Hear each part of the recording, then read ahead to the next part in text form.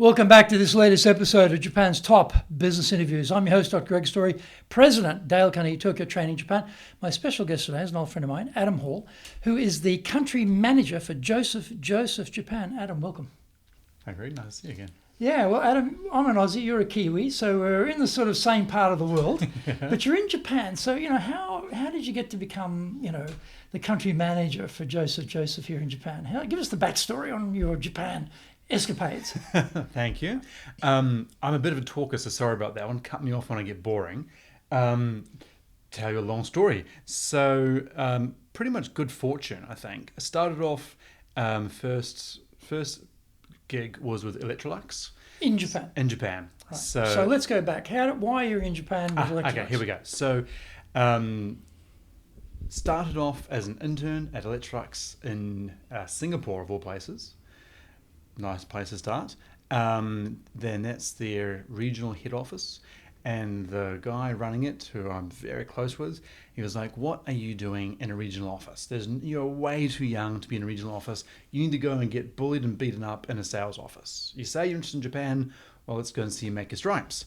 You have an interest in Japan? I have an interest in Japan. Why do you have an interest in Japan? You're in Singapore, you're not in New Zealand. That's a good point. So it was probably... So I'd say it goes back to... the list of things I can't do is quite long. My wife would love to remind everyone about that one. One of the things I could do seemed to be picking up languages.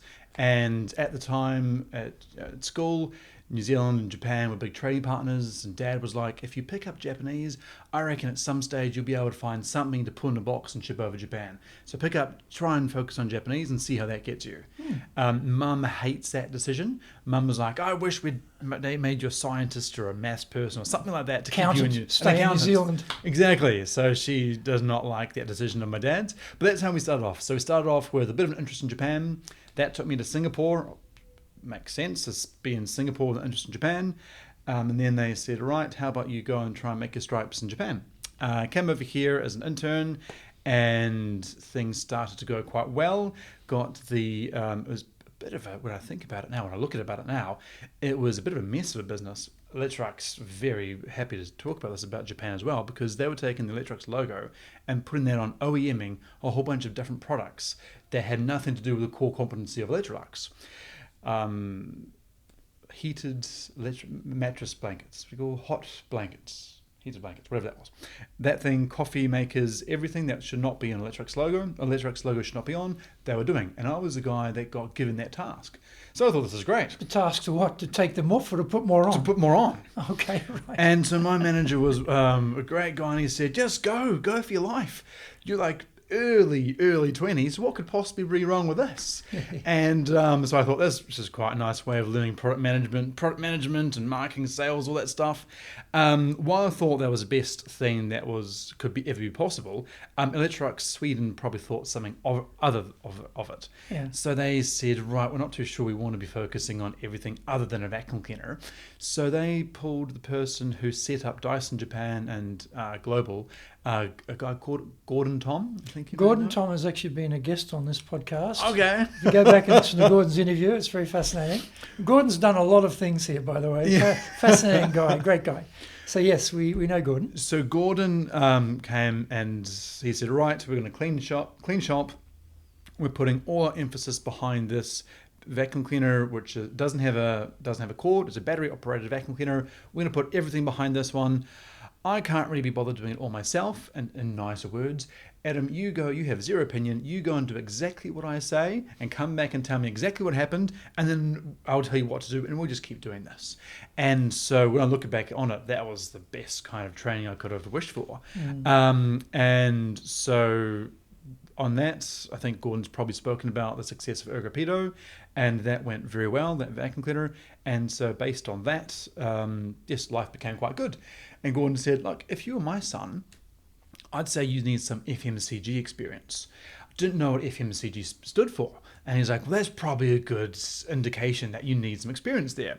So FMCG is fast-moving consumer goods. Right? Yes. As an acronym. Okay. Right.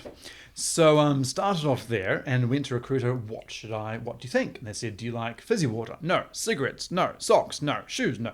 anything, every kind of category they gave me, I wasn't interested in. Right. And they said, "Oh, well, we've got one category which we're having a bit of an issue with.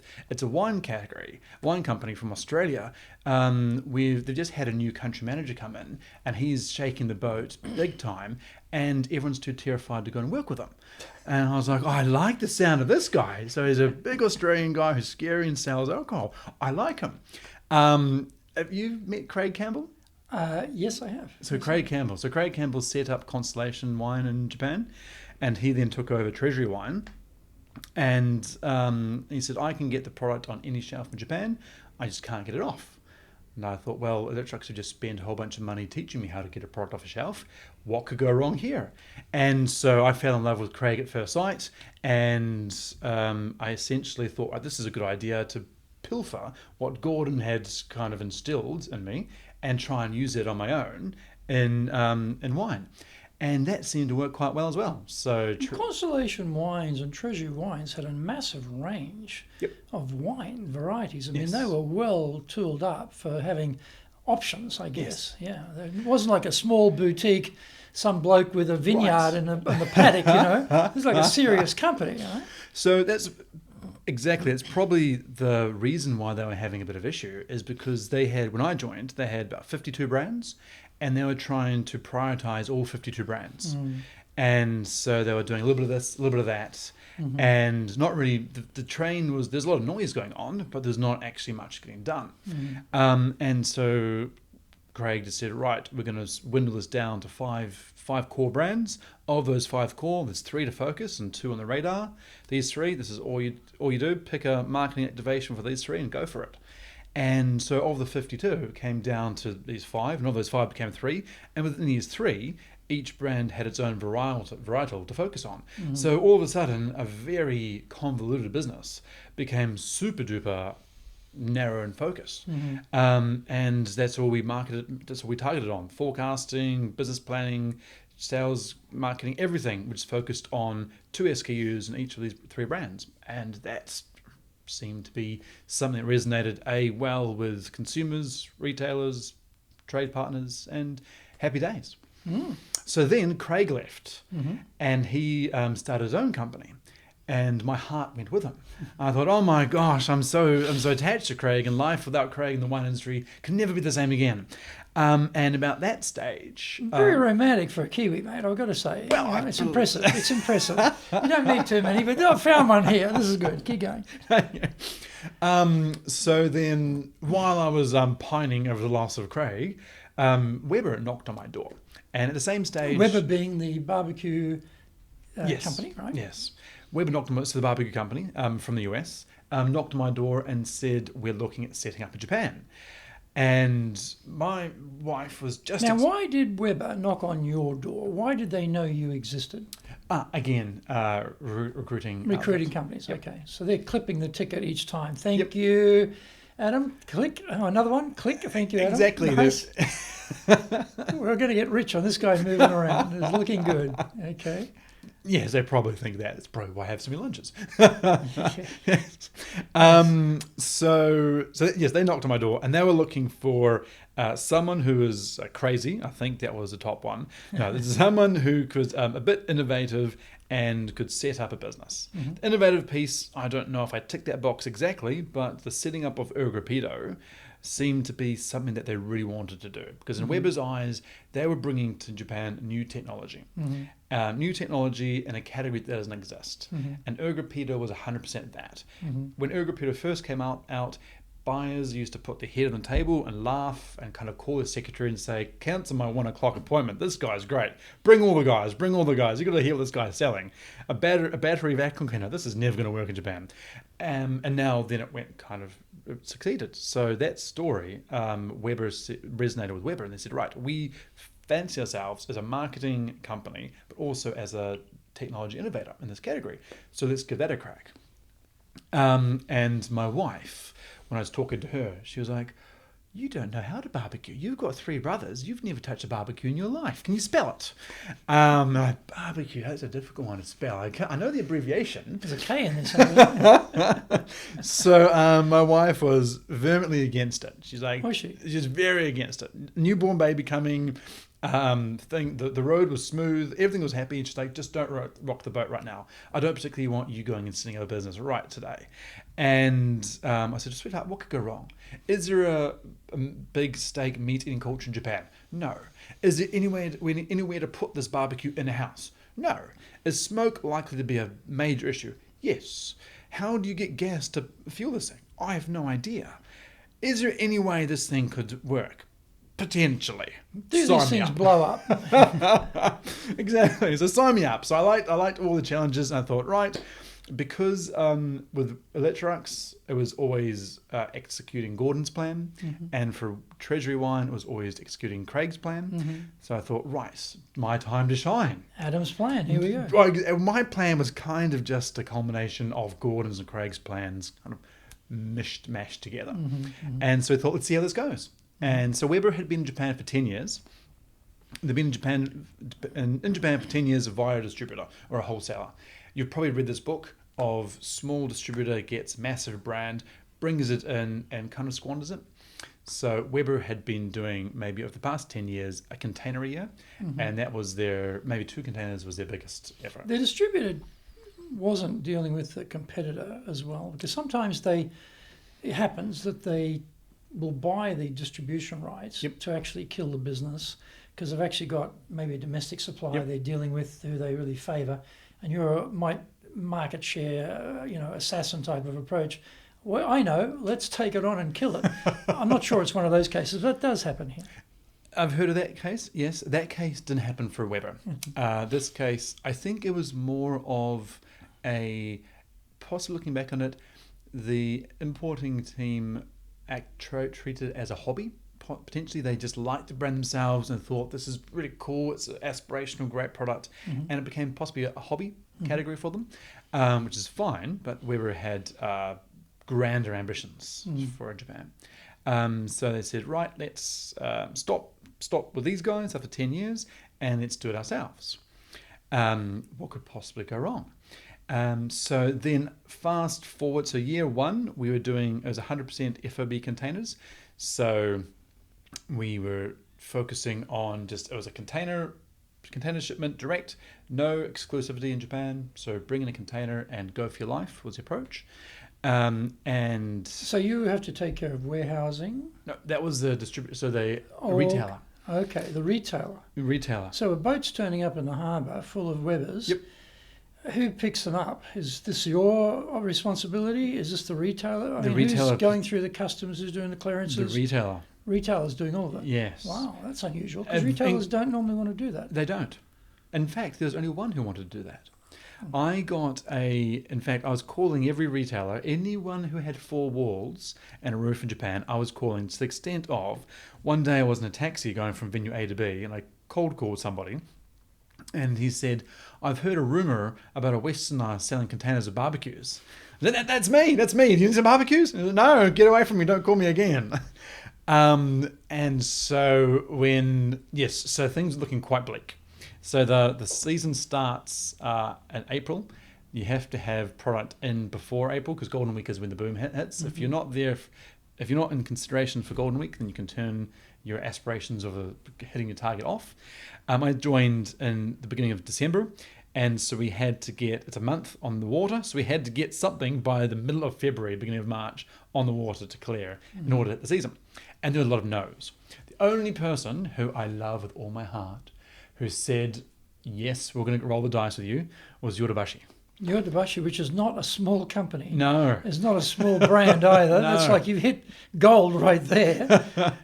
So Yodobashi, that was also a bit quite fortunate. Yodobashi, to some extent, they said no more times than I could count. But I'm amazed, because someone like Yodobashi, they're quite a big bureaucratic organisation in many ways, and what I understand. And so for them to have that flexibility to say, don't worry, Adam, your boat's on the harbour here, no problem. I'll send the team down. We'll unpack the Weber off the boat. We'll go through customs clearance. We'll pay all the duties, take care of all that. And then we'll lug it back to our stores and we'll put it in the stores for you. That's unbelievable to me. How on earth did you convince them to do that? It gets a bit more exciting. We had to have them sign up for 3 years of 20 square meters retail space in their store with German-made displays that we'd stick, which is called a Weber Experience Center. And we'd put that in store, and that had to show what barbecuing was, because we were creating a culture and a new excitement. They had to have that, and because the cost of this product, the display was so expensive, we had to amortize it over 3 years. And so they said, how much are you paying for space? Nothing. So you want us, and do you know who you're talking to? It was kind of how it started. Where you got a bushy, by the way. Exactly. So this is where, and he said, hang on, and also your contract, a 38-page English contract, that even if we translate inside the Japanese version, doesn't apply, because it says here the courts in Chicago and blah, blah, blah. Our contract is one piece. It's just like you do this and I do that. It's on the back of a beer coaster. Exactly. And it got to the stage whereby the buyer was thinking, how have you managed to cross my table? Who gave you access to me, and why won't you leave me alone? It almost got to the stage whereby he found this now quite amusing. And I said, look, right, you've got in so many categories, you're looking at expanding. What category are you trying to expand? And he was in charge of expanding new categories. He's like, well, I quite like camping and outdoor stuff. Right, let's do that together. And I said, look, a container, in all honesty, it's around about 60K US. That's around about, however many, 300-ish barbecues. So really, in the Yodobashi world, 60K US is a rounding error. That's where I was going. And so I said, for that one, I've got nothing else to do. And in all honesty, if I don't get the product on the shelf anywhere, I'm not going to have a job. If I don't have a container or a product in store April 1, then I'm gone. So you pretty much get my life. I will stand in your stores, and I will stand all day, every day, and sell this thing myself. And the guy thought, oh, this is just too good to be true. And how about then, if it doesn't work, what are you going to do then? Like, I'll go to the top of the building and open the door of the roof and take a big jump, yeah? So he said, okay, this is just too good to be true. Let's give it a crack. So we gave it a crack. And Yodobashi, and so then how's this? It gets even better. So we the demonstration method we were going to do, the whole sales point method was experiential selling, which meant flavor in mouth. So we do a barbecue outside Yodobashi store, cook something, somebody tastes it, they think, oh my goodness, this is so delicious. I've never tasted this so scrumptious before. How did you make it with that equipment? Oh my goodness, I need to buy that. And then the sales process is then smoothness, and they walk themselves to the counter, and these barbecues sell themselves because the product is so wonderful and the food's so delectable, was the concept. Right. So we're using Wagyu here, we're using Kiwi grass-fed beef or Aussie grass-fed beef. What are we using? Well, so we're in Saitama, Shintoshin, there's a store, and they've got a Ito Kado in the building, and the head of Yodobashi said, no, if we're trying it, it has to be something that local people would buy. Exactly. So it has to be Eon beef. Oh, Eon. Well, Eon's coming from Tasmania anyway. So we had that one, which is fine. With a Weber, anything comes out delicious. So we said, right, we're going to set this up. So we set up a big tent, and we have to sign off. The fire department have to come and sign it off because you're using fire. You have to get health insurance to make sure that just in case someone gets sick. In case you poison everyone. In case somebody burns himself. We've got insurances coming out of my ears. We've got fire department. We've got everything all around me. Right, the day before. Right, this is wonderful. The day before, right, all signed off. The day of. The trees are at about 45 degrees because we've got the typhoon to end all typhoon. And all the money, all the A&P, all the publicity has been spent. The Google search, all that's been done. And I'm thinking, this is going to be tough. I've bought all the meat. I've bought all the everything. What am I going to do? And all the Yodobashi people are standing there thinking, oh, this is a great easy day. There's no customers. We're just going to stand around and talk to each other. And I thought I was about to cry, vomit. I don't know what I was about to do, but I was about to do something. And I thought, well, I've got a captive audience here. I'm just going to start barbecuing. So I started barbecuing. I've got eskies full of meat. So I thought, right. Now, are you on your own? On my own. So are there no employees at this stage? Nope. On my own. You're a one-man army. One-man army. One-man army. Okay. Who I like the talking part I like, but the insurance and fire department stuff, that wasn't so much fun. But yes, we found a way. So I'm one-man army here and about to cry. So I thought, right, I've got a captive audience. I'm going to test up my barbie skills. So I'm barbecuing and I'm feeding them. All of a sudden, people from within the building just keep coming, oh, I heard there's a guy cooking barbecues. This is staff or This is staff. Staff are coming down. This is staff. Staff because there's no customers in the building. Because it's a typhoon. It's a typhoon. Only a lunatic would be out in a typhoon, right? And I was so lucky because there was a little bit of a slight, what do you call awning? Like an awning, yeah. Mm-hmm. And so I was under there with my barbecue, and people go, oh, I heard there's some tasty steak. Yeah. And I'm busy just saying, yeah, Mr. Barbecue, hi, Weber, hey, try this, hey, everybody, hey, bring your friends. After about 3-4 hours of doing this, I think I've gone through the whole building. Then a guy, kind of disgruntled guy, walks up to me, oh, what are you doing? And I thought, oh, right, okay, time to improve my salesmanship a bit more here. I was like, oh, objection handling. Hi, I'm doing the barbecue thing. Oh, have you got approvals? Yes, I've got approvals. Hi. How about you try some of the steak and then you tell me about it? And so we started talking and he's like, you know there's nobody here, right? Yes, I know there's nobody here. Well, why don't you go home? I honestly have nowhere to go because if I go home, my wife's going to say, oh, what happened? My boss overseas is going to say, how many barbecues did you sell today? Oh, I didn't sell any. Why'd you leave halfway through? That's going to be a pretty good way of signing my resignation letter. And I said, I've got nowhere to go. I'm going to stand here until I sell a barbecue. And he had a laugh and said, okay, then I'll stay with you. So we start. So what's the price point of a barbecue at this point? So on the barbecue, so we've got two parts here. The barbecue market itself is all charcoal. We're selling gas barbecues. Right. A charcoal barbecue goes on the shelf for about 2,000 yen. Right. We started at 50,000 yen. Right. So not much of a price discrepancy between 2 and 50. Plus the barbecue, you've got to buy the gas tank. Right. With the gas tank, that's another 20,000 yen. So it adds up quite quickly. So I'm selling essentially a 70,000 yen package of a pretty big contraption that's quite new compared to something which everybody's seen before. So the standard barbecue which everybody's seen, it's a square piece of metal with no lid. A Weber, it's called a Q. Yeah. It's a round white lid. And so he's thought, this is quite funny. This guy's too good to be true. I'm going to stand here all day and have a whole bunch of steak and have a great conversation. End of the day, he says, don't come back tomorrow. The trees are at 45 today. They're going to be almost in the ground tomorrow. The typhoon's just picking up. And again, I said, I've got nowhere else to go. I'm coming back. And he said, okay, well, if you're here, I'll be here with you. And I should have asked who I was talking to. Anyway, so I've gone home. Next day I come back and he's like, are you seriously going to do this? I thought you were just joking. I said, no, I've got nowhere else to go. I don't know how else to make that clear.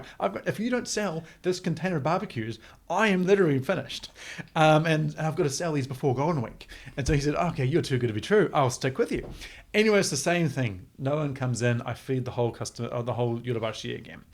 At the end of that day, he comes and he says, Adam, I've got great news for you. What's that? The typhoon's passed. The day after typhoon, it's beautiful and clear. We're going to have a great day tomorrow. It's going to be beautiful, sunny. Then he gets on his phone. He's like, get that guy from laptops. Get that guy from cell phones. Get the guy from over here. And he brings them all in. He's like, right, you guys had a guts full of steak over the past 2 days. You're going to stand out here tomorrow and sweat and sell these barbecues. And I was like, this is great. This is great. This is great. She's getting behind me. Anyway, so then in the morning, we've got the normal, you start and you've all the morning conference. He said, everybody get your calculators out. Anybody who walks in this door, you ask them, what are they here for? If they're here for a fridge, a washing machine, anything, you say, I can do a deal for these barbecues for you. Adam, whose stock is this? Is it your stock or our stock? Oh, it's your stock. Do you mind if I do anything with the price? I don't care. You move a box, I don't care what you do with it. He's like, right, let's attack. We went through 6 barbecues that day. So then, through 6 barbecues. The next day after the holiday, come back to work, the phone rings, it's the Yodobashi buyer.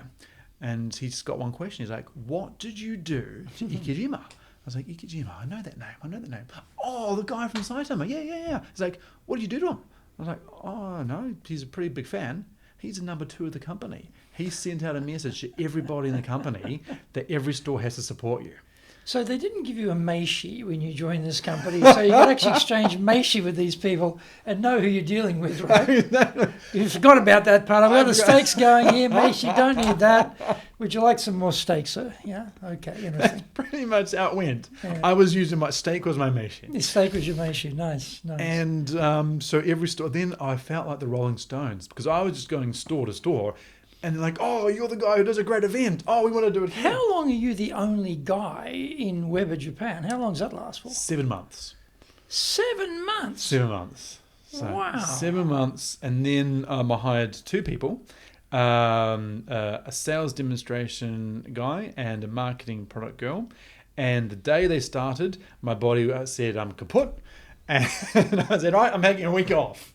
So I said, right. Because I guess you're working probably, 6-7 days a week all this time, I guess. Pretty much, right? Because you've got to get these movements, the product going here, right? Yeah.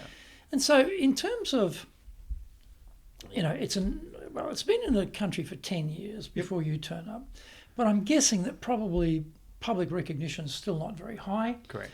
Price point is, 25 times the competitive price. How do you get people to join this, what is basically a startup from their point of view, I guess? Yep. Because often with Western companies, the grandparents don't like the idea because it's not a big-time Japanese company. The parents don't like the idea because it's not a big-time Japanese company. The spouse doesn't like it because it's not a big-time Japanese company. And it's hard to get people to come on board. So how did you find people? How did you get them to commit to come on board? So it's a good point. So again, this is probably why recruiting companies like talking with me. This is through a recruiting agency. So I said, hi, looking for this type of person.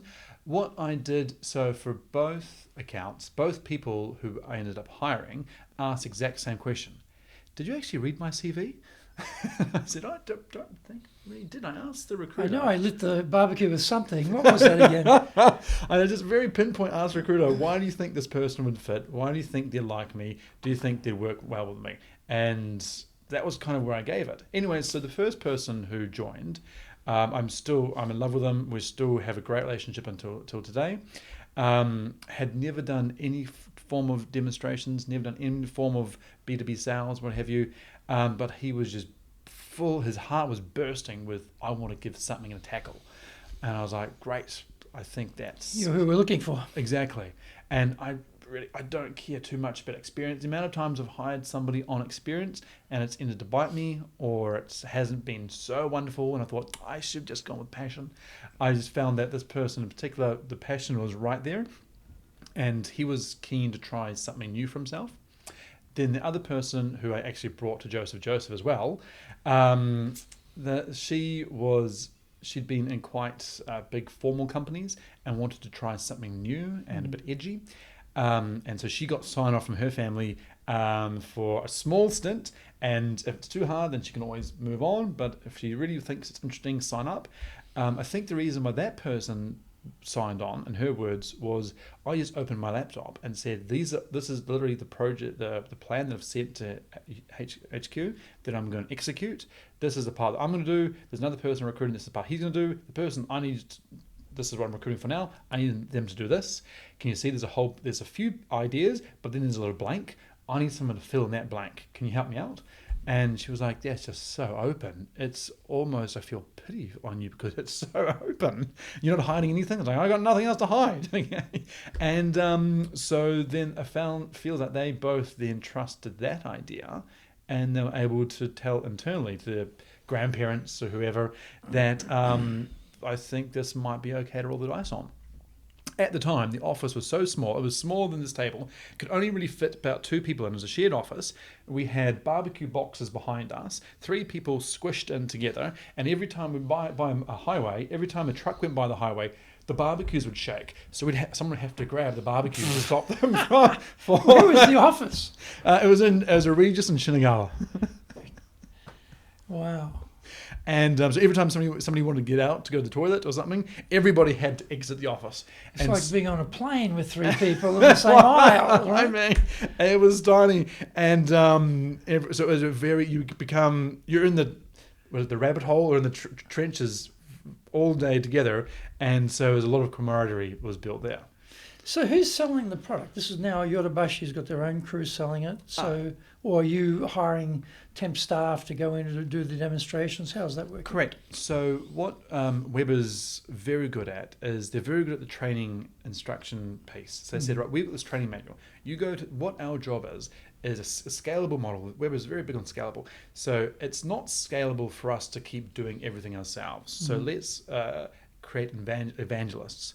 So we'd go into a Yorubashi store, for example, and we would just focus on Feed everybody for days during a feeding them. typhoon and Yep. get the fans organised. Exactly. We'd give them, then we'd make them a Weber ambassador. We'd give them a badge with a logo. We'd give them an apron. We'd give them a certificate. We'd put them on our website, and we would glorify them. We'd say, if you're in this area, then you've got to go to see store A and talk to person B, because this person is just such a champion about Weber. They know everything, and so we'd glorify retailers, and that would make quite strong partnerships. Now, how would anybody know that? How would anyone find Weber? Why would they know that some person is becoming a superhero for Weber in a store? Why would they know that? What were you doing to get people to find you? So in the early days, we tried to copy and paste the Australia-New Zealand model, which was advertisements in newspaper. So, for example, the Saitama store, we'd take if we're doing an event, we'd take an article, we'd do an article in the Saitama store, and we'd have a photo of the store and the store person in there, and say, you've got to come to the store and see this person because they're going to hold a Weber event. And they'd take that and they'd go, oh, I'm in the newspaper, look how cool this is. So we'd absolutely pump their tires up and make them feel like a god. But either that way then became quite cost restrictive quite quickly. So then this is where I'm out of my league big time. Social media, we'd use that one. So within a radius, we'd say we've got 10 kilometers or 15 kilometers radius of a store. We would then target people who are our targets, so into camping, outdoors, biking, that kind of thing. We'd target them and then lead them to the store. Right. So that's how we'd kind of pump up their tires. Okay, right. So how long does it take before you start getting actual out of the Shinagawa small cell, jail cell that you're working in, or the aisle in the aircraft, to actually a better location, more people? How long does that take before you expand it? So we went from, that was 1 year in Shinagawa. Then we moved to a slightly larger office in Shimbashi, and that was for another year, and maybe another year and a half. And then Weber were very kind, very cool. Weber was, one thing I really cherish and respect about Weber is they're very good at saying, okay, what do you need to expand quickly? It's like, okay, we need this to expand quickly. And it's like, okay, let's whittle that down. What do you really, if it was your cash, what would you really focus on and bank your house on? Okay, well, this one. And one thing that we banked our house on, and we had a reason for it, was we're doing really well on experiential marketing, so getting people to try it hands-on and what have you. So we said, if we had like a showroom whereby we could have people coming in often, we could have these big Weber experience centers, we could show people what it actually looks like instead of taking other retailers to a Yodobashi retailer store and saying this is what it looks like. If we could have that ourselves and we could put the office near, like in the same building, that would be a win. And they said, okay, let's go and do it. And I find this interesting, Adam, because Weber wants to free themselves of the distribution system, take back the brand, take back the marketing, take back the retail aspects of this, right? And yet, they leave you alone for 7 months. They give you a crappy little office in Shimbashi when you're trying to recruit people to come and work in this brand new basic startup and impress the hell out of them with the aisle seat on the airplane, and hold the boxes when the big trucks go by from the freeway.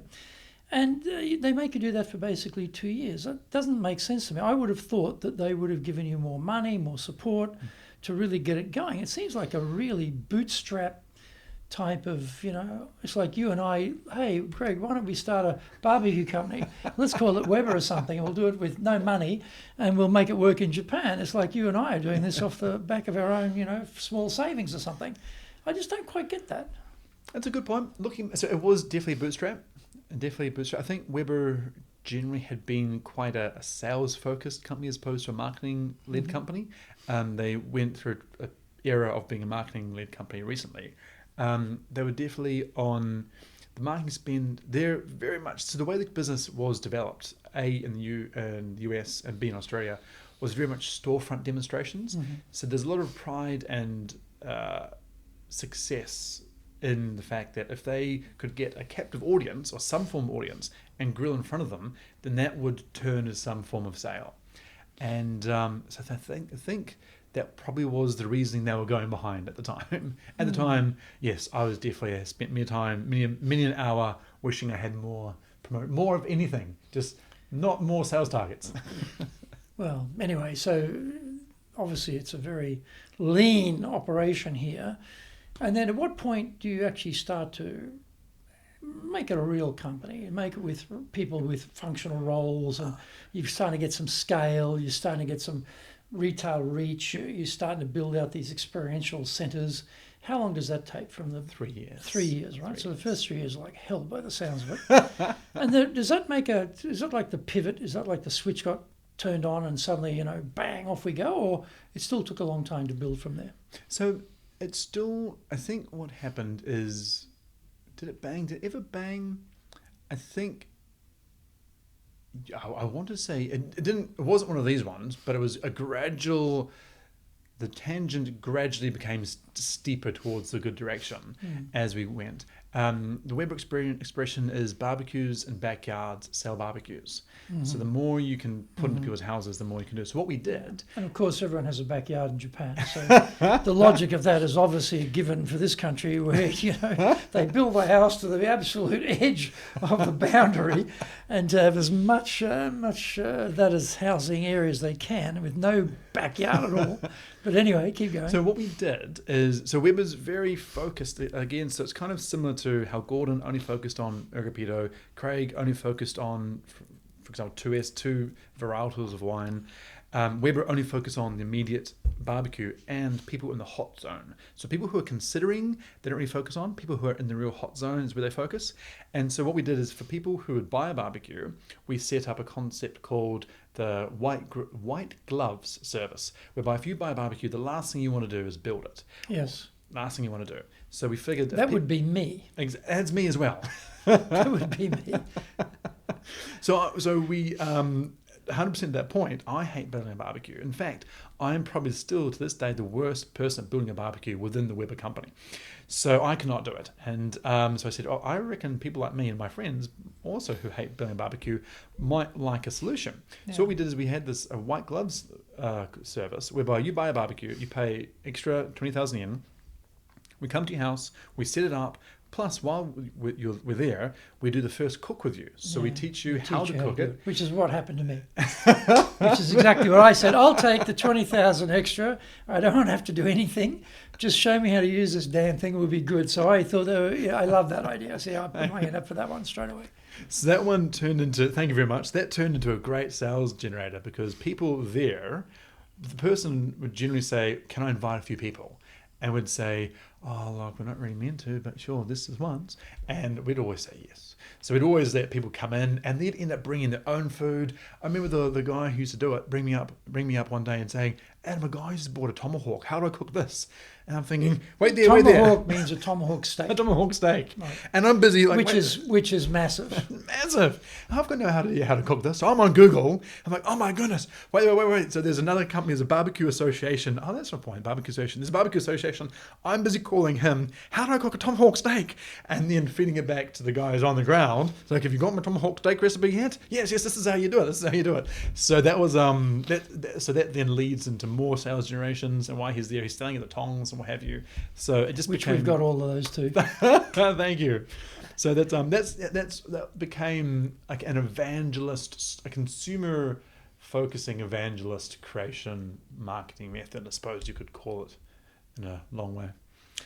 So my question was, how many people did you get to, and how many outlets, and how many bigger office now, or is that in the experiential centre? Or? Yep. So we got to 20 people. 20 people, right? 20 people. We got to 20 people, a pretty full on. So Weber went from, our small little office, we went to having a source of income where A, barbecue sales through retailers, B, barbecue sales to barbecue parks, so third-party barbecue parks, barbecue sales through our own store, our Grill Academy, our own website, plus we had a barbecue park. So the world's first Weber barbecue park was set up. If you want to try and have a heart attack, set up one of those things. So that was pretty cool. Setting up a barbecue park was the coolest consumer experience ever. So what that was, it was the owner came over, in love with the owner. He's biggest heart in the world. He said, I see all these high rises. How can you convince me that this is not just a blimp in your sales. This is a sustainable concept. And I was like, that's fair enough. He's like, I just see high rises after high rises. I've been in the supermarkets and I can't see any food that really will gain traction on a Weber. How can you make this a ongoing growing concern? And I said, have you seen a concept of a barbecue park? No, I haven't. So I went and saw one. And the concept, for people who haven't seen a barbecue park, it's you go to a venue, a rooftop, a garden, a grass, anywhere with open space. It's got a few barbecues set up. You pay a fixed fee, usually a few thousand yen, and you get a set of foods and all you can drink, and you've got maybe 2 hours of you enjoying your barbecue. And it's absolute mess of a concept. You've got people possibly food poison themselves. You've got, because they're undercooking it, you've got people absolutely cooking it to pieces. As you're standing in the dirt, it's a mess. And so the owner said, before there was Disneyland, there were amusement parks, but Disneyland came in and absolutely elevated the experience. Let's do the same thing. Let's have the same equivalent of a Weberland example. So that was our concept. We wanted to create a Weberland. And we set up this barbecue park, and it was just a fantastic experience in Odaiba.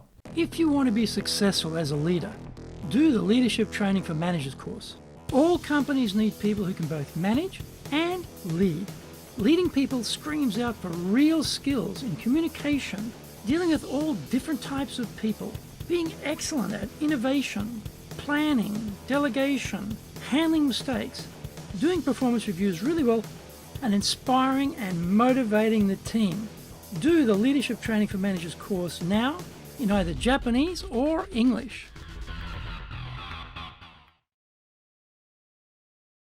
Are you doing business with Japan? Do you really know how things work? Japan Business Mastery provides the answers. Do you have the right networks and know how to create them? Do you know how to get on the same wavelength with Japanese buyers? Do you know what being trustworthy looks like from the Japanese perspective? Japan Business Mastery is based on more than 30 years' experience in Japan and will become your go-to guide. Want to succeed in Japan? Buy Japan Business Mastery now. Yeah, okay, I think I've been to that park in Odaiba. Thank you very much. But I think I went there before you guys came in and set it up. I think it was when the original crappy old barbecues. They were just basically a steel grill and something underneath it with gas or something. Yep. Anyway, so okay, as you're going through, you're getting up to 20 people. Yep. So, it sounds like hand-to-hand combat here, what you're doing basically. So in those sort of circumstances, you start with one person, two people, then you're adding people gradually. And it becomes one of those things where the small team, they glue together very easily. You're hand selecting people to fit. And so in a way, as a leader, it's a gradual expansion. So the difficulties of going from sort of like a 0 to 20 is not there because it's like 1, 2, 3, 4, 5 like that, right? You're growing slowly. So I'm guessing that the engagement levels of the team are pretty high because you're very passionate, you're very effusive, you're radiating a lot of energy to people, you're getting them excited about it. It's an experiential thing as well, plus who doesn't mind eating great food, So it's got a lot of things going for it. Plus you've got probably people who are a little bit extroverted in the sense of they don't mind standing in front of a group of people and demonstrating things, a bit of a showwomanship thing going on there too. So it's a certain type of person, I guess, fits into the whole culture. So what was some of the challenges though you found as a leader? Because it all sounds like, oh, this is easy. This is easy because you're gradually hiring people, you bring them on board and it's not going to be that difficult because they're all sold on the whole idea and no problems. The leadership is the least of your worries. Yep. But is that actually the case? So what were the sort of challenges as a person setting up this company? Very astute comment, yes. It feels like you're watching the day-to-day in the Weber. Yes. Well, I've done it myself. So I'm talking I'll show you the scars later from my own personal experience of starting with one person and building from there. So keep going. Yes, so there was, I'll jump back and forth a little bit just to address one piece. Yes, the founding members were incredibly close, and then as we grew very quickly, so we went from about one person to 3, then went to about 5, and then within 2 years we went to about 20.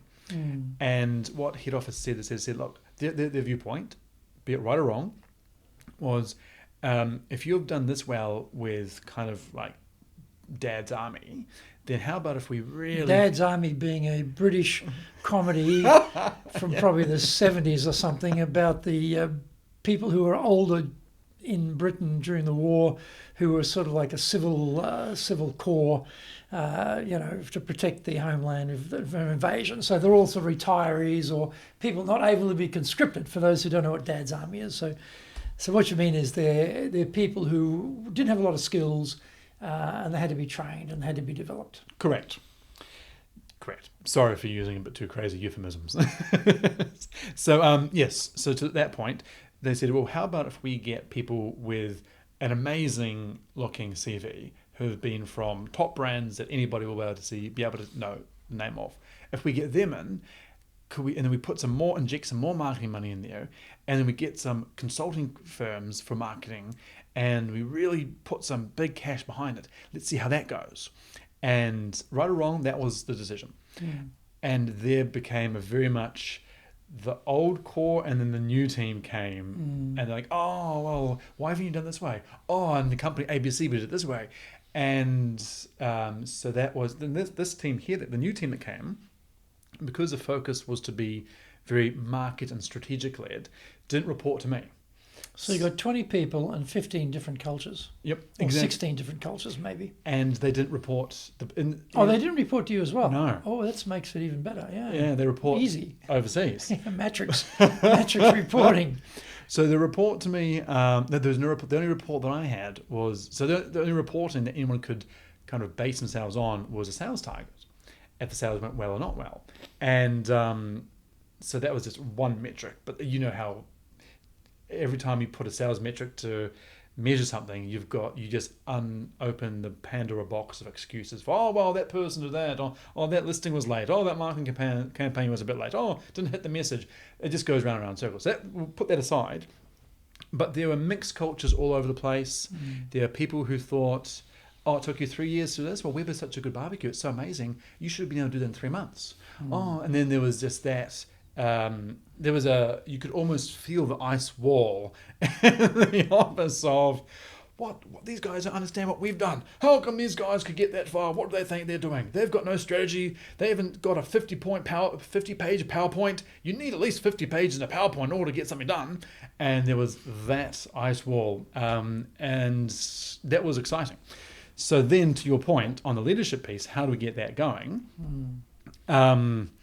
I reckon I fumbled it quite a few times. In all honesty, I tried to rely on what got me here, which was, if I just use my jokes, my charisma, and all this kind of cool stuff, that will Kiwi work. suave. Exactly. Then it'll work. It didn't work. Because people are like, because you're not using a 50-page PowerPoint and you're using that suave, that's why you're only here. Well, you probably, if it was me, I would be up here. And so what had got me to here actually then did the reverse and took me down a rung again. I was like, oh my goodness. So then what I thought was me and what I thought was leadership and what I thought was team bonding all of a sudden became my Achilles heel. Right. So like, right. Then, so what do we do? So my boss in the US was like, we have to get everyone together around a core belief. The core belief is about barbecue. So we are entertainers. So Weber believes that they are edutainers. Education and entertainment. Put those words together. So we've got a Grill Academy. Let's make sure at least once a week, anytime you have all your meetings, everything that's done as a group is done in the Grill Academy. And after you've done your business, the friction topics, you must end everything with a Grill Academy. Have a meal. Get people around the product. Drinks too. Drinks. So this is was end of the day. It was end of the day. Yep. So a few reds to go with the a few reds to go with it. A few reds to go with it. Yes. So yes, a few reds to go with it. But ring up Craig. Craig, we want some reds around here. Send a couple of cases over. And so what we found is that generally then weeds it. Then that culture bonding thing would weed out the people who really wanted to bond together and say, actually, yes, I do want to do this.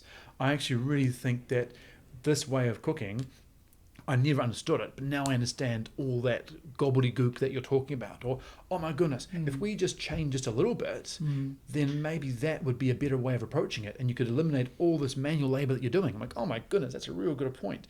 And then the people who didn't want to fit in that pace, they naturally pulled themselves away. They didn't pull themselves away, but they weren't magnetized to the other group. And so those people actually, over time, they exited themselves. They had to drift out, yeah. So you started to build a culture, Yeah. and you're either inside the culture or you don't fit. Time to leave, right? And how long did that sort of weeding out process take? 7, 8 months. 7, 8 months. It was pretty quick. 7, 8 months. Pretty quick. I think possibly because it was quick in that sense because in the barbecue industry, it's very seasonal. So Right. between the seasons of April March to and- September, April, September, it is all hell breaking loose daily. If one day of rain, if it's forecast to rain on the Saturday or the Sunday, then everyone has a heart attack because people say, oh, I don't want to buy a barbecue for this weekend, so I'll put it off until next weekend. Oh, actually, I've put off my barbecue this year, so I'll do it next year. Right. So there's if the weather forecast says it's sunny, then all the marketing money needs to be dumped up that day to Facebook, social media. Oh, we're doing something, calling up all the retailers. Can you do a demonstration this weekend? Can you do something this weekend? And so it's all hell breaking loose. So I think the speed that people either A, join or B, drift away was quite quick. And that's certain. Because it's an intense cauldron, I guess, in many ways, right? So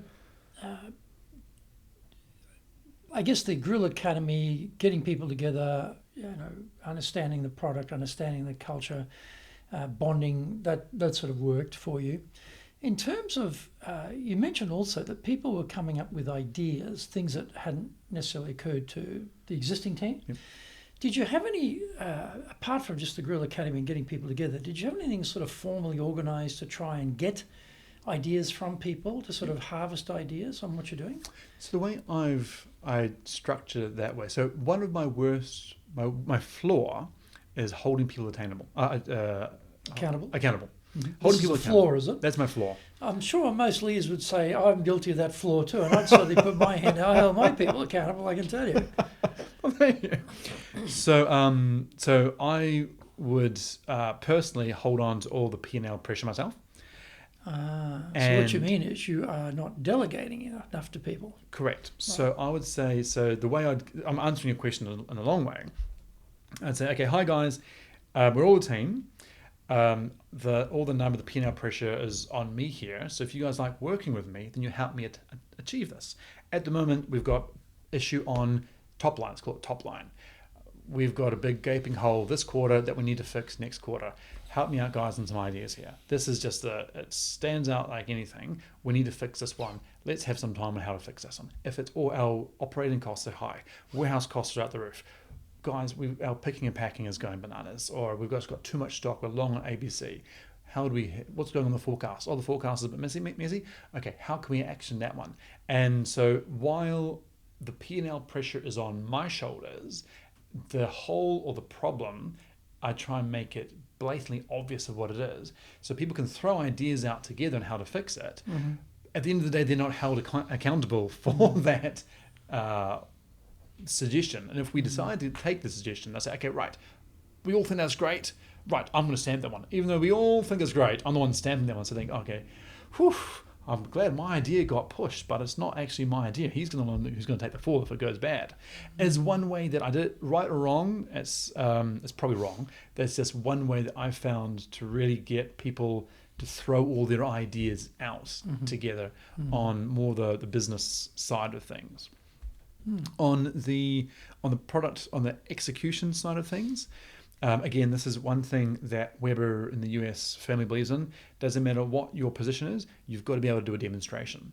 So you've got to be able to go outside and stand in front of a store, not on your own. You can go with another person, but you've got to be able to have some experience of interacting with the product. Even if you're data entry, doesn't matter what your position is, you've got to be sometime at what Put on an apron, get out there and start flipping steaks. Yeah?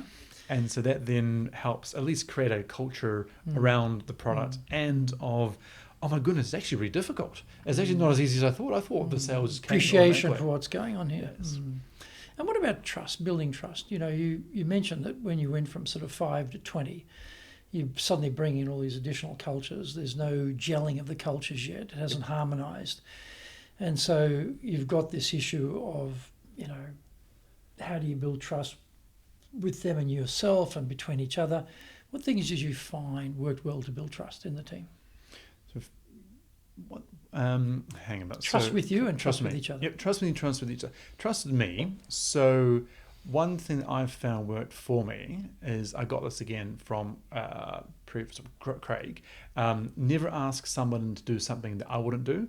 So I find myself, I'm always the one who's seen to be doing things. So for example, if a customer's got an issue, right, great, I'll come with you. If a sales guy's at night, even 9 to 11, looks like you're overloaded there, pass it some to me. So that one is, I'll always be seen to do it myself. I'll cold call all the time. People have a great laugh and watching me. Sometimes I get emotional and say, oh, why don't you want to buy a barbecue? You don't want to buy a barbecue? Come on. And then have a laugh and saying, you're terrible. That was a terrible cold call. What, you actually cold called and got frustrated with the person? You're terrible. So that kind of seeing me do it myself, I think that's one way I got trust myself. I might be wrong. That's one thing that I feel is my perception on it. The way of getting people to get trust together, again, was getting them around that central core piece of what the company is. And so people focusing the conversation on that and how to build that then seem to get people to trust each other more often.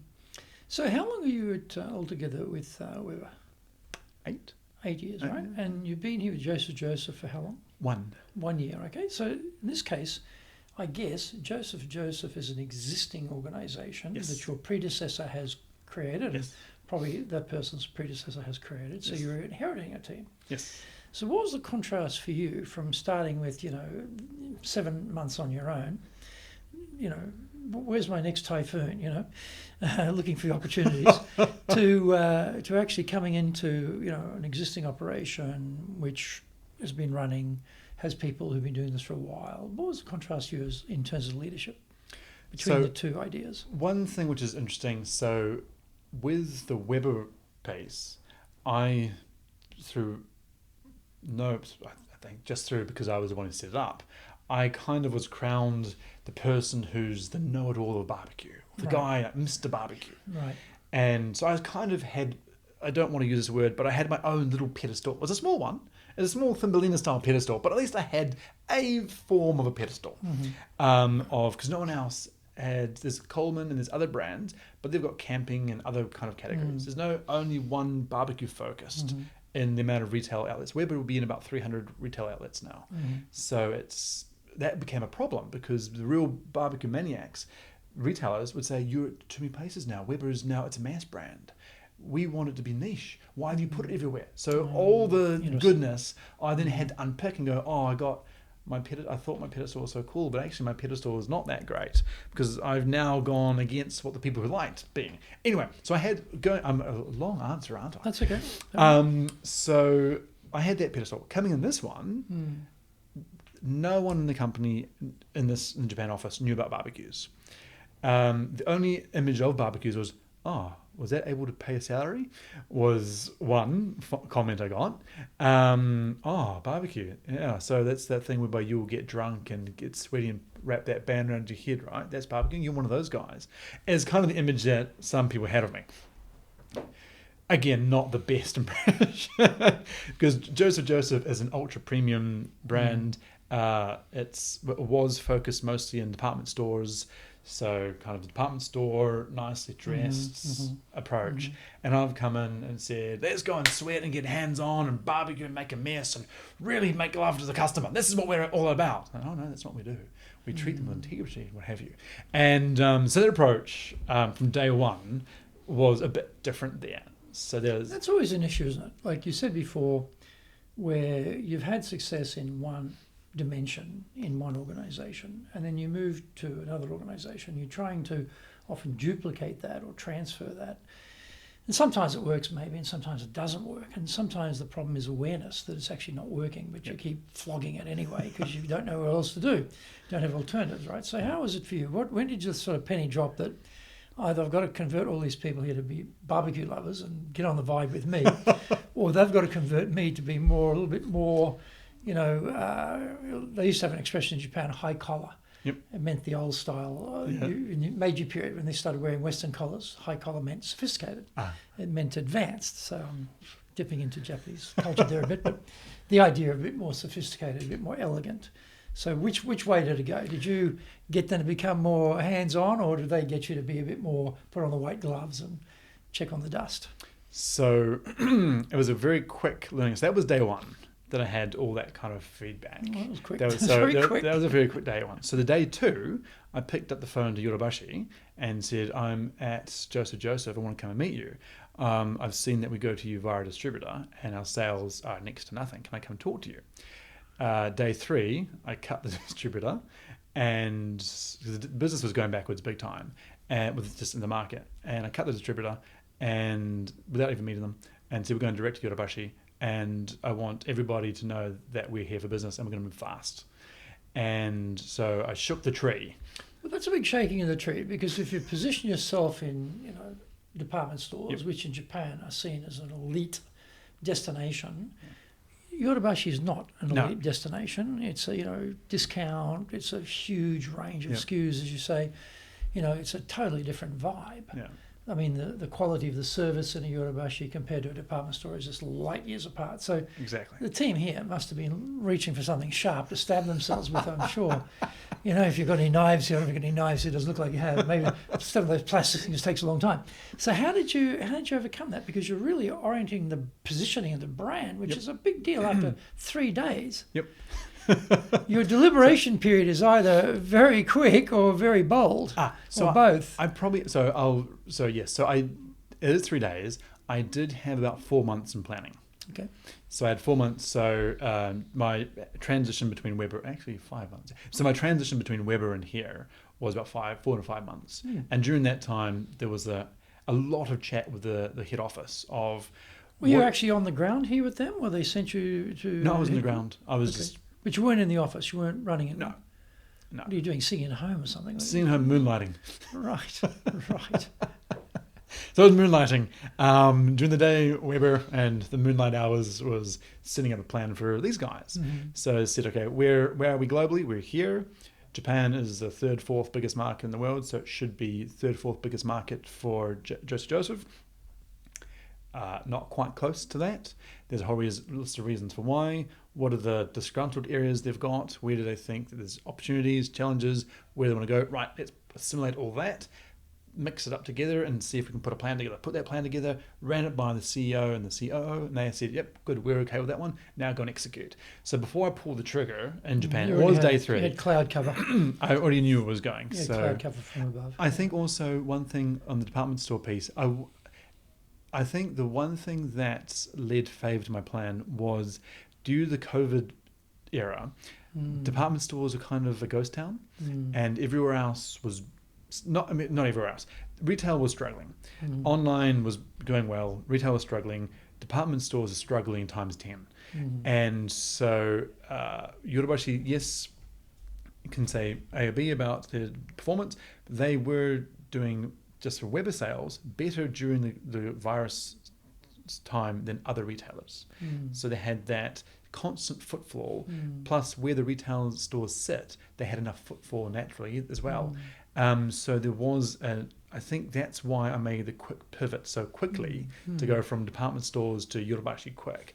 Also, one thing I wanted to do with Yodobashi is set up a kingdom in Umeda, so Yodobashi Umeda, and once I've got that, I wanted... This is Osaka. In Osaka, yes. I wanted to call that the flagship and say, this is how good Joseph can be. This is our amazing... Umeda, the number one selling retail store in all of Japan, has given us this much space, and they've dedicated all this area to Joseph, and they're flying. Is Hanshin? Now, we're talking Hanshin here, or who are we talking about? Yodobashi Umeda. Oh, you're talking Yodobashi store. Okay, yep, sorry. All right, go ahead. Oh, sorry, Yodobashi Umeda, yes. Sorry. Okay. So we're doing so much there. Now, don't you guys want to do it as well? So I use them as my... The plan was always to use them as my success case And then because it's got such a lot of market credibility, to then take that to other retailers and say, look, you don't have to be the first one to challenge it. Yodobashi Umeda's already challenged it. Their store is much bigger and more competitive to get into than yours, so why don't you now try it? Was the concept. So that's why it was quite okay to pull the trigger on going to Yodobashi. But to your point, the other people who had been in the company the whole time, so everybody else in the company had been here since the conception or the inception of the brand. So they've been here from the day one. Right. And all of a sudden, there's a guy... New boy turns up. Yep. And like, I don't really know what I like about that. So in hindsight, also while I was on and coming in, I did list all their frustrations, the team here. So one-on-ones, what do you like, what do you not like, where do you want the brand to be, would you like to be associated? We don't like change. Do not like change. That came we up. We do not like change. So I did, and then so I kind of synthesized what they want. I said we all want everything. The same constant answer everyone said yes to was, do you want to be associated with a brand that's doing very well in Japan? They said yes. We all want to be associated. Do we think we are a successful brand right now? No. Wonderful. So let's work on these two. So in hindsight, did I pull the trigger a bit too quick? Possibly yes. And so yes, there was digging of heels. There was some heel digging that went on. A lot of heel digging that went on. But I mean, Yodobashi, you have an existing relationship with them. That's a big plus. There's a lot of trust built up with them, and they're a major brand in the terms of that particular segment of the market. And so if you've got that in, and they've got national coverage as well. Yes. So I'm presuming that the sales took off, and there's a lot of truth being told when you look at the results. So you may have an opinion about what we're doing here, but look at the scoreboard, you know. So did that help? That definitely did help. That definitely did help. Yes, that definitely helped because so Yodobashi went from being essentially a zero account to number 2 account in about 3 months. That's amazing. So and everyone's like, oh my goodness, and then everybody else. Now you look like a genius. Exactly, but everybody else. So what we did, I'd go with the sales guys and the product marketing people, and we'd go to stores, set the stores up together, and I'd introduce them to store heads and what have you, and let them take control and let them do the setup, and then all of a sudden they're telling me how well or good of a job they did in Yodobashi, and I'm biting my tongue.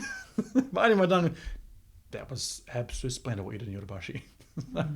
So that was yes, that helped very well. I think that was quite luck might be one way of putting it, but that was one avenue that we chose. Yes, runs on the scoreboard did well, and then kind of empowering them to giving them the keys to the kingdom and saying, oh, you guys take Yodobashi now. I don't want to be doing with Yodobashi every day. So you've gotten to a point where there's an existing culture. Yep. I guess to some extent, changing the distribution model impacts the culture. Yep. A year on, what has been, do you think, the major impact on your presence here on the culture? Because we talked before about how you engage people. Yep. You did a build-up gradually, and you suddenly got a big lump of 15 people and blew up the whole culture thing there, right? Here you probably haven't had that problem. It's probably been more of a stable workforce. But it had an existing culture from your predecessors, what they created. What's happened with the culture build for yourself here? So feedback I get from the UK, Joseph is head office is in London. So feedback I get from the UK is twofold. One, it's they've never heard this much feedback from the Japan office.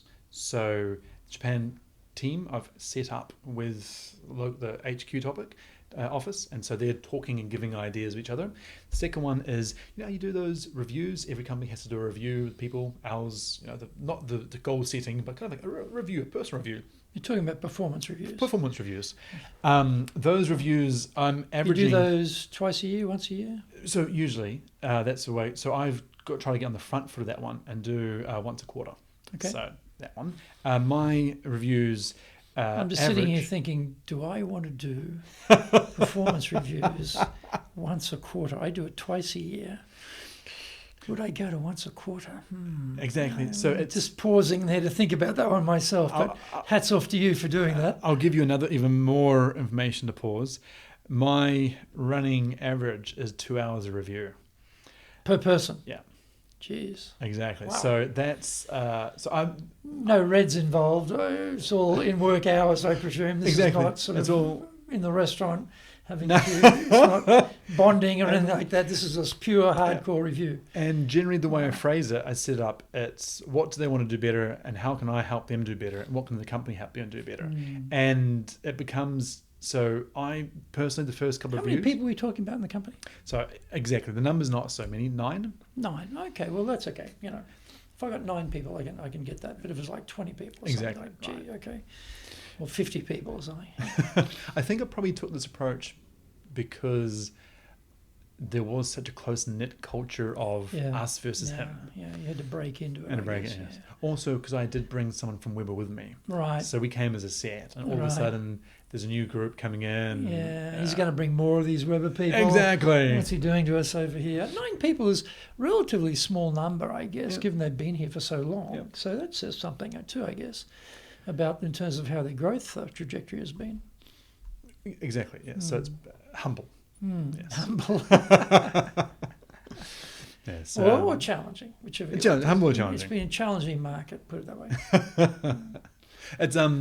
It's the trajectory now is on the up, which is good. Yes. And so, you know, given all your adventures here with these different things you've done, if you're thinking to give someone advice, someone has been told, okay, go to Japan and run the operation there. Yeah. What would be some advice you'd give that person to be effective as a leader in Japan? They're not going to have the opportunity maybe to create the team like you. They're going to be inheriting a team. Maybe in all sorts of bother. Maybe going okay. Who knows what the situation is? But just presume that you're able to give them some advice on what they could do to be effective here. So one thing I found that works for me is so in my younger days I used to not do this, and so now I do this. I find it works better for me better now, is to kind of own the fact that I am from overseas, own the international approach, and say yes, it is going to be different. Yes, it is going to be different. You can use that also. I can be your excuse. You can do kind of whatever you want. You can say, oh my goodness, I've got this new international manager and he's absolutely just driving me like crazy. Please help me out. So you can have all those kind of conversations. You can use me as your scapegoat. Use me as how you wish. So I use it to the team and say, look, use me to help you get what you want. So I own that internationalism thing. I think there's kind of a bit of an expectation. Also, retailers, I do the same thing with that one. And say, for example, end of the quarter, if I'm a bit low, email, I'm sorry to send you a really international style email, but I'm hunting for an order. Can you please help me out? And I usually get like a bit of a ha ha ha. You're so open, it's easy to understand. How much do you need? I should send those emails. I'll try that myself. I like the sound of that. If it's that easy, we'll get some more business. Doesn't always work. So I think one would be to own that international. Don't be too down your throat. So own the. I think point 1 and point 2 kind of, they almost sound hypocritical. One would be that one. Second one would be to be seen to be integrating. So be seen to be integrating. yes, so with them. With so the local market. Oh, with the local Local market. market. Okay, not with the local team. Okay. Local team as well, Yep. but local market. Right. So don't be like a seagull to fly in and kind of Squawk a lot. yes, and then off you go. Yeah. So one thing I get like a lot of positive feedback in is I live in the most downtown part of Tokyo.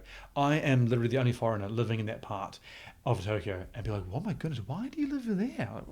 It's so downtown. Where do you live? It's called Kamata. Kamata. Kamata. On the way to the airport. Yes. I've gone through it. Exactly. Everyone's gone through it. You look very picturesque, as I remember. So there's no other foreigners there? No other Westerners I there? bet there's not. There's not. So what are you doing down there? I'm like, well, this is so downtown. Tokyo. I've got places there's a place on my corner which specializes in selling expired food. That's their specialty, and that place is cheap. They can get some deals there. And be like, you go shopping there? Are you kidding me? I'm like, I don't buy everything. I buy everything there, but it's nice to know about it. I go and see a look at the deals. So kind of having some form, you don't have to do exactly what I'm doing, but some form of being integrated and localizing in the market, and people saying, oh my goodness, this person is actually... So what you're saying is, don't live in Minato-ku, who don't live in the Juban, don't hang out at the Tokyo American Club, go a bit native. Is that what you're suggesting? Don't have to, all those don't, you can do those ones, but be seen to be integrating as well. Okay. So by integrating, do you mean, for example, having an interest in Japan as a country, language, culture, people, as opposed to I'm a temporary visitor for 3 years, Correct. I'll swoop in here, squawk a bit, and then I'll swoop off to my next magic step on the ladder going up. I guess that's what you're suggesting. Correct. Okay, all right. What other things would you suggest? So those two I'm quite keen on. Another one would be, so it's going to be very time consuming to extract information. Just expect extracting information from a team is going to take time.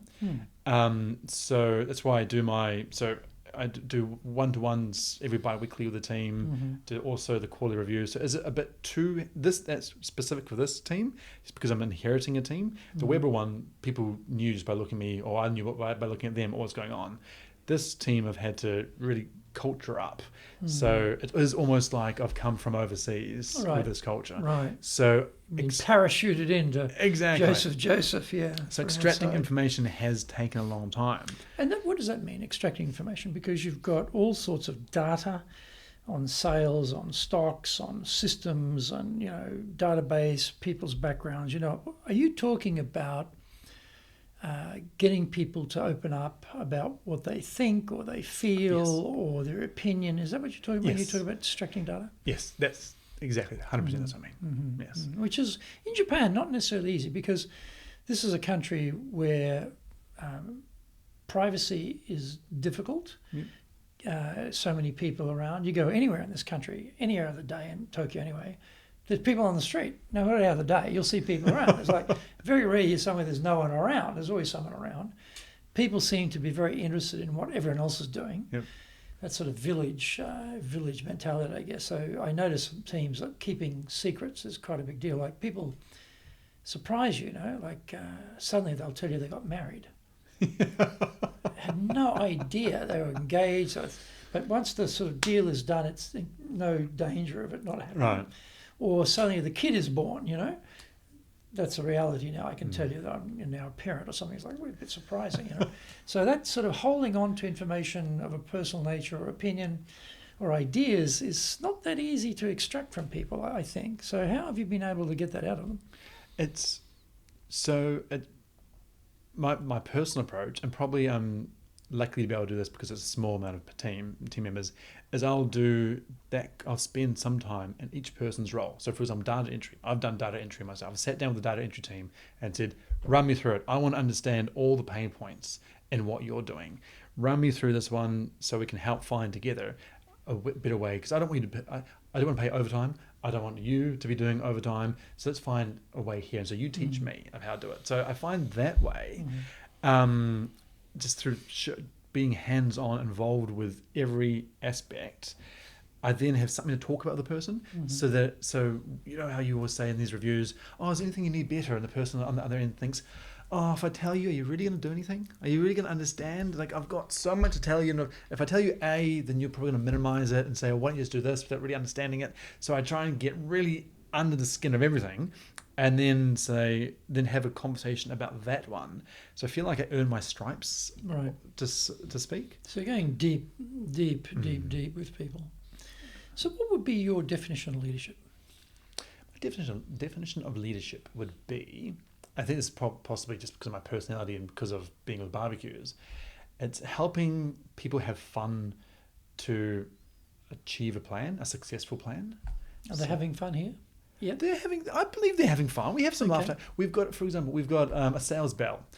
A sales bell. If you get a big order, so over 10K is big to us.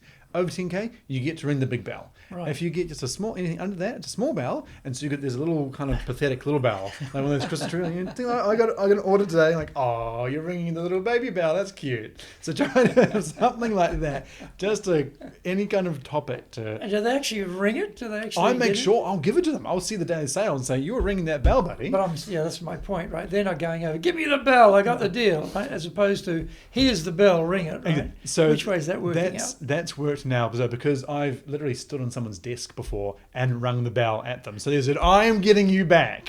And so they've come to me bursting through the door and ringing. So the bell actually literally, our sales guy... I've been sitting here for an hour. I haven't heard that bell ring. The sales guy's out. One guy's taking it down to Osaka. I've taken the bell down. He's taking because he's going to get an order today. Oh, okay. And he wants to ring me. So I've said to him, when you get your order, ring me. because today is Great. closing the financial year today. Terrific. That's fantastic. So that kind of thing. That's my how I judge are people having fun. There are areas people are not having fun. There are areas that I think are going well, and there's probably a lot of areas to improve. But generally, I think so. I like to keep the fun part of it together. So we're all having fun, we're all having success, and so my view of leadership is not on the high horse saying, "Oh, guys, you'll do this." I've got to be at the front with the biggest horse, with the biggest flag, waving that like crazy, and then helping as well when people need help, and making sure we have fun. Is it a bit of a vague definition? It's quite vague, isn't it? It's good enough. I get what you mean. Don't worry. Well, this has been fascinating, Adam. Fascinating, and this is actually a 5-hour podcast. But we're going to have to cut it here because I've got to go to an appointment. But thank you. It's been great. Thank you. So please join us again for our next episode of Japan's top business interviews.